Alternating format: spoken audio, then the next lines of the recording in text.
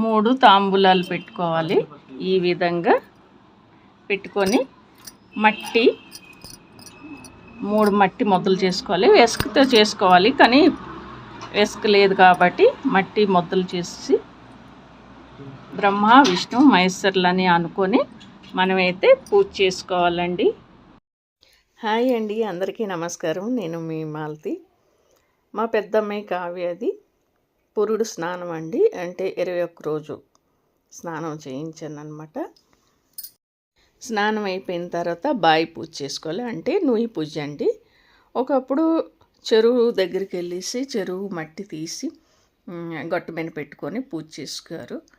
దాని తర్వాత మా పిల్లలు పుట్టేటప్పటికి నుయ్యి దగ్గర పూజ చేసుకున్నాము.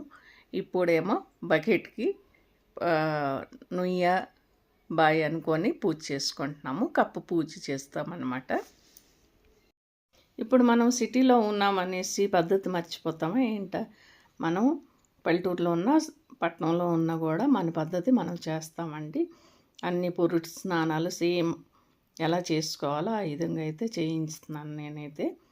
ఇంకా బకెట్లోన నీళ్ళు పోసి నుయ్యి అనుకొని నుయ్యి నుంచి 3 సార్లు బకెట్లోన నీళ్ళు తోడిపిస్తాము.